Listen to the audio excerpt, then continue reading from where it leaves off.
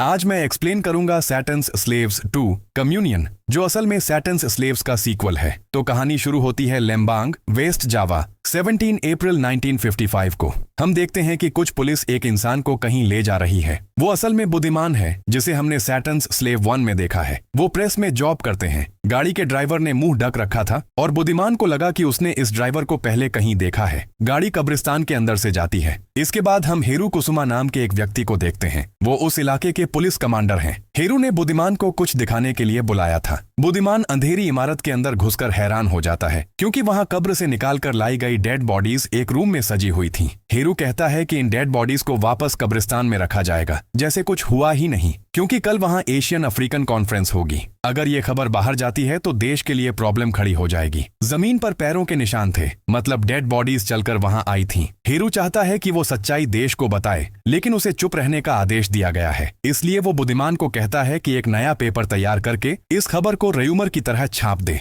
कम से कम कुछ लोग तो विश्वास करेंगे। डेड बॉडीज एक लेडी की पिक्चर की तरफ सिर झुकाई थी, लेकिन ये लेडी कौन है ये बाद में पता चलेगा। सीन कट होकर जकार्ता 15 अप्रैल 1984 पर आ जाता है। इयन को शैतान के ले जाने के 3 साल बाद रिनी फिर से सामने आती है। जब वो एक फैक्ट्री में जॉब के लिए जाती है तो बॉस उसे मना कर देता है, क्योंकि वो कॉलेज ड्रॉप आउट है। न्यूज के अंदर एक सीरियल किलर के बारे में चेतावनी चल रही थी। घर लौटते समय रिनी एक छोटे लड़के यूशनु को देखती है, जो अपनी माँ से साइन लैंग्वेज में बात करता है। वो रिनी का नेबर है। बाहर हम बॉन्डी को 2 लड़कों के साथ खेलते हुए देखते हैं। उनमें से एक अरी है। बॉन्डी मैदान में एक कब्र का पत्थर ढूंढता है, जिस पर कुछ लिखा नहीं था। अरी के पिता भी आते हैं और पता चलता है कि वो अरी को अक्सर मारते पीटते हैं। इसके बाद हम तारी नाम की एक लड़की को देखते हैं, जिसे कुछ लड़के टीजिंग कर रहे हैं। उनमें से डिनो नाम का एक लड़का है। टोनी दूर से देखता है। जब टोनी तारी को फॉलो करता है तो तारी उसे पकड़ लेती है। टोनी कहता है कि वो हेल्प करना चाहता था। तारी उसे एक रेडियो देती है और उसे ठीक करने के लिए कहती है। टोनी खुश होता है क्योंकि वो तारी को लाइक करता है। उसी रात रिनी के पिता काम के बाद घर लौटकर एक सूटकेस को एक ड्रॉर में लॉक करके रख देते हैं। रिनी परिवार को बताती है कि वो अगले दिन स्कॉलरशिप के लिए यूनिवर्सिटी जाएगी। न्यूज में कहा जाता है कि अगले दिन तूफान आएगा।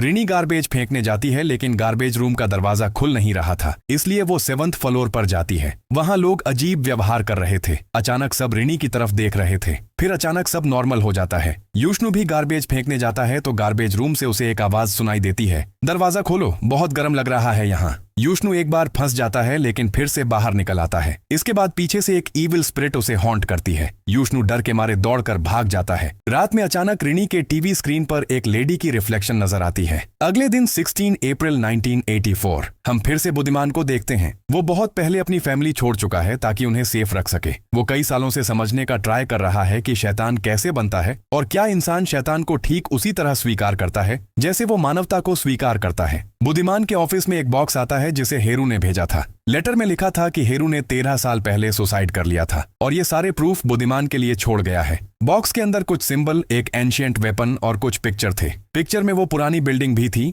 जहां 1955 में हेरू ने बुद्धिमान को बुलाया था। अब एक नई बिल्डिंग बनकर उसी जगह पर रिनी और उसका परिवार रहता है। अगले दिन एलिवेटर के सामने कुछ लोग वेट कर रहे थे। तभी एक लेडी के पर्स से कुछ कॉइन गिरे और नीचे जाकर पड़ गए। कुछ छोटी लड़कियां कॉइन उठाने के लिए नीचे उतर गईं। आरी के पिता एलिवेटर का वेट कर रहे थे। तारी टोनी को देखकर एलिवेटर से नीचे उतर आती है। टोनी अपने पिता को बाद में आने को कहकर चला जाता है। उनके पीछे पीछे डीनो लिफ्ट से नीचे उतर आता है। लिफ्ट में यूशनु और उसकी माँ भी थी। अचानक एलिवेटर में प्रॉब्लम हो जाती है। छोटी लड़कियां तब भी नीचे बैठकर कॉइन उठा रही थीं। यूशनु किसी तरह बाहर निकल पाता है और अपनी माँ को भी बाहर निकालने की कोशिश करता है, लेकिन अचानक एलिवेटर तेजी से नीचे गिर जाता है और 3 छोटी लड़कियां उसमें दबकर मर जाती हैं और एलिवेटर के अंदर मौजूद सभी लोग मारे जाते हैं। सिर्फ एक लड़की वीना वह देखकर भागकर बच जाती है। वीना आर्य की बहन है। रात में उन मृतकों को दफनाने की तैयारी चल रही थी। हमें पता चलता है कि रिनी के पिता बच गए थे। पुलिस जानना चाहती है कि वह कैसे बच गए, लेकिन रिनी के पिता को खुद नहीं पता कि वह कैसे बचे। रिनी यूशनु के बारे में सोचकर उसके घर जाती है। बुद्धिमान भारी रेन के बीच खड़े होकर मंदारा अपार्टमेंट में जाने का वेट कर रहा था। यही वह अपार्टमेंट है जहां रिनी रहती है, लेकिन कोई भी वहां जाने को तैयार नहीं था, क्योंकि आज रात वहां तूफान आने की बात थी। तभी बुद्धिमान की मुलाकात एक ऐसे आदमी से होती है जिसे हमने सैटर्न्स स्लेव 1 के आखिरी सीन में देखा था। वह कहता है कि अगर तुम लिफ्ट एक्सीडेंट की बात कर रहे हो तो वह तो बहुत पहले ही हो चुका है, लेकिन बुद्धिमान जानता है कि वहां इससे भी ज्यादा भयानक कुछ होने वाला है। बिल्डिंग के अंदर हम महमूद नाम के एक उस्ताद को देखते हैं। टोनी तारी का रेडियो ठीक कर देता है और तारी अब वह रेडियो सुन रही है।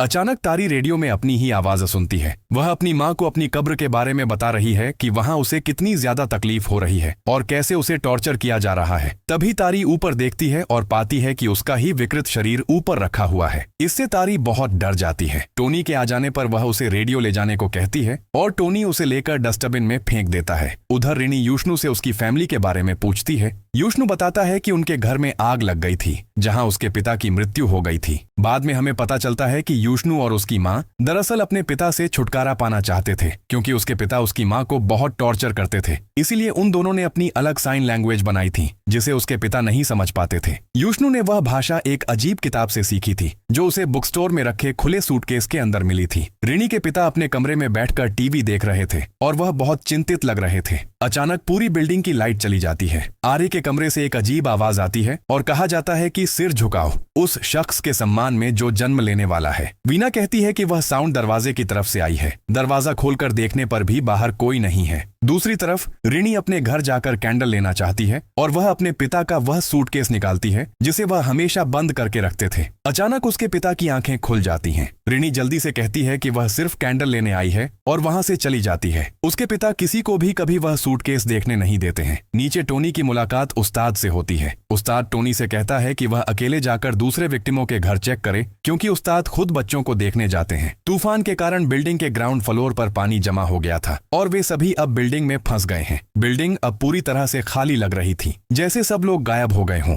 बोंडी और उसके दोस्त चीफ के अपार्टमेंट में चले जाते हैं। वहां उन्हें वॉल पर बहुत सारी पिक्चर दिखाई देती हैं जो सब इसी बिल्डिंग की हैं। एक पिक्चर में 15 फ्लोर दिखाई देता है जबकि इस बिल्डिंग में सिर्फ 14 फ्लोर हैं। उन्हें लगता है कि शायद इसे ही 15वां फ्लोर कहा जाता है, लेकिन सीढ़ियां 14 फ्लोर पर ही खत्म हो जाती हैं। सभी पिक्चर की तारीख एक ही थी, 17 अप्रैल। सिर्फ साल अलग था, यानी हर 29 साल बाद उसी दिन यहाँ कुछ होता है और कल ही 17 अप्रैल है। उन्हें यह भी पता चलता है कि पहले यहाँ कब्रिस्तान था जिसके ऊपर यह बिल्डिंग बनाई गई है। टोनी जब एक विक्टिम के रूम में चेक करने जाता है तो वह देखता है कि सभी डेड बॉडी उसकी तरफ देख रही हैं। इससे वह बहुत डर जाता है। बाहर उसकी मुलाकात डीनो से होती है और डीनो उसे अपने कमरे में ले जाता है। डीनो दिखाता है कि उसकी वॉल में एक छेद हो गया है जहाँ से उसका फॉर्क दूसरे फ्लैट में चला गया था। डीनो टोनी को उस छेद से अंदर जाने को कहता है। टोनी वहां जाकर एक फोटो एल्बम पाता है जिसमें एक लेडी की पिक्चर थी। ये वही महिला है जिसे हमने शुरू में देखा था। टोनी एल्बम लेकर आता है। दूसरी तरफ तारी अपने कमरे में एक ईविल स्पिरिट को बैठा हुआ देखती है जो पल भर में गायब हो जाती है। उस्ताद के आ जाने पर तारी उन्हें बताती है कि उसे कुछ चीजें हॉन्ट कर रही हैं। उस्ताद उसे सालात पढ़ने को कहते हैं, लेकिन तारी कहती है कि जो लोग पहले यह सालात पढ़ते थे उन्हें भी हॉन्ट करना शुरू हो गया था। उस्ताद कहते हैं कि उन्होंने गलत तरीके से पढ़ा था। तारी जब सालात पढ़ना शुरू करती है तो वह अजीब विजन देखने लगती है और उसके पीछे कई लाशें खड़ी होती हैं। वह डर कर दौड़ती हुई चली जाती है और टोनी से टकरा जाती है। उधर वीना एक आवाज सुनती है। वह देखती है कि वही मृत लड़कियां उसे डराने आती हैं और फिर गायब हो जाती हैं। बाद में एक आवाज वीना को उसके नाम से बुलाती है। वीना सोचती है कि उसकी माँ उसे इस तरह बुला रही है और वीना उस महिला के पीछे चली जाती है। स्पिरिट उसे बहलाकर लिफ्ट में फंसा देती है। वहां फिर से उन मृत लड़कियों के घोस्ट दिखाई देते हैं और वहीं वीना की मृत्यु हो जाती है।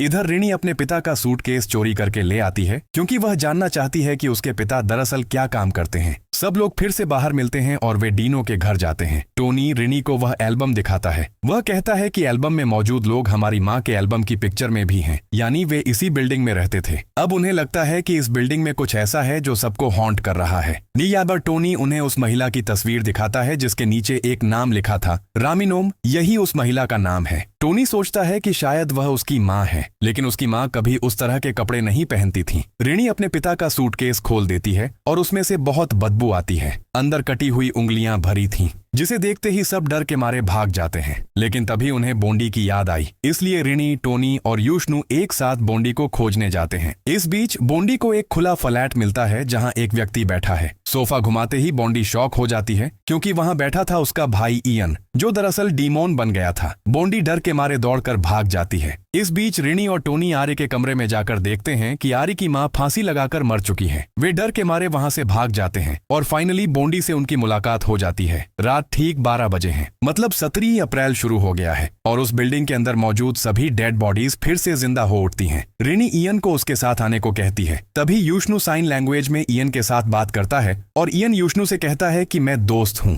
रिनी अपने खोए हुए भाई को साथ लेकर चली आती है। नीचे डीनो रामिनोम को देखता है, लेकिन उसके पास जाते ही हवा में अचानक रामिनोम की ड्रेस नीचे गिर जाती है। डीनो उस ड्रेस को बिल्डिंग के भरे हुए पानी में फेंक देता है, लेकिन ड्रेस उड़कर फिर से सीधे डीनो पर आ गिरती है, उसे जकड़ लेती है। डीनो खुद को आजाद करने की कोशिश करता है, लेकिन रामिनोम उसे हॉन्ट करती है और एक नुकीली चीज डीनो के गले के अंदर घुस जाती है और डीनो की मृत्यु हो जाती है। इधर तारी भी बिल्डिंग की सभी डेड बॉडी को जिंदा होते देखती है और रामिनोम को भी देखती है, इसलिए अपनी जान बचाने के लिए वह दौड़ने लगती है। अचानक तारी की मुलाकात उस्ताद से होती है। उस्ताद कहते हैं कि यह सब कुछ सच नहीं है। यह कहकर उस्ताद ऊपर चेक करने जाते हैं। बाद में तारी उस्ताद को भी मृत अवस्था में पाती है, इसलिए तारी गार्बेज रूम के अंदर छिप जाती है। वही रेडियो फिर से वहां चालू होता है और कहता है कि तारी अब सीधे हेल में जाएगी। तारी ऊपर देखती है और पाती है कि एक डेड बॉडी उसे हॉन्ट कर रही है और उस डेड बॉडी के मुंह से एक शिशु बाहर निकलता है। यह देखकर तारी के हाथ छूट जाते हैं, वह नीचे गिर जाती है और ठीक वैसे ही उसकी मृत्यु हो जाती है जैसे उसने खुद को मरते हुए देखा था। इधर रिनी और सभी लोग बिल्डिंग से बाहर निकलने का रास्ता खोज रहे हैं। ठीक तभी उनके पिता सामने आकर खड़े हो जाते हैं। वह कहते हैं कि फैमिली को सेव करने के लिए ही उन्होंने यह सब किया है।